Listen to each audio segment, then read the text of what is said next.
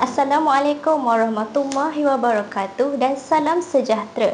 Nama saya Ainul Mardiah binti Azaman, merupakan seorang pelajar SMK Temeloh Jaya.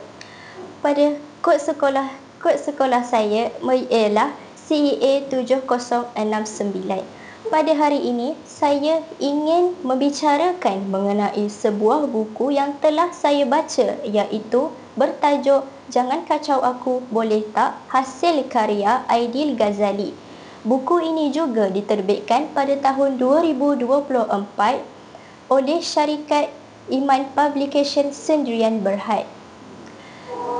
Buku ini menceritakan mengenai seorang pemuda yang bernama Ehsan, merupakan seorang atlet Muay Thai serta pelajar universiti yang ingin membanggakan ibunya.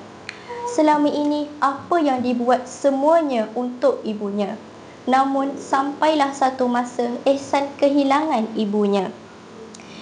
Tragedi itu berlaku sehingga menyebabkan hati Ehsan luluh, sinar hidupnya hilang serta dunianya mempunyai kegelapan. Perubahan diri Ehsan berlaku sejak kehilangan ibunya. Dirinya daripada seorang yang aktif dan ceria terus bertukar menjadi seseorang yang suka menyendiri. Dunia Ehsan gelap tanpa ibunya.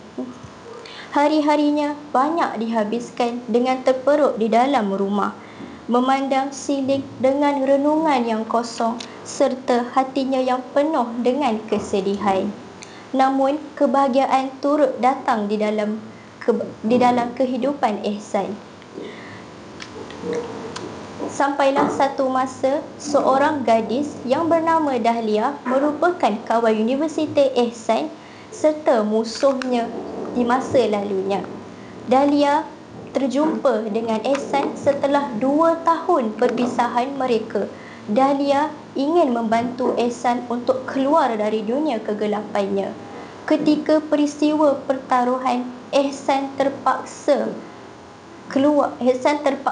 memilih sama ada Ehsan terpaksa membuat pemilihan sama ada ingin terperuk di dalam dunia gelapnya ataupun keluar dari dunianya dengan mencari kebahagiaan untuk dirinya buat sekali lagi. Pengajaran yang dapat kita ambil daripada kisah ini ialah kita hendaklah menghargai sesuatu sehinggalah sampai satu masa ia akan hilang. Saya juga ingin mencadangkan kepada rakan-rakan untuk memilih buku ini kerana buku ini juga turut mengajarkan kepada kita bahawa sesuatu luka yang datang juga dapat membuahkan kebahagiaan pada suatu hari nanti. Sekian sahaja daripada saya. Terima kasih.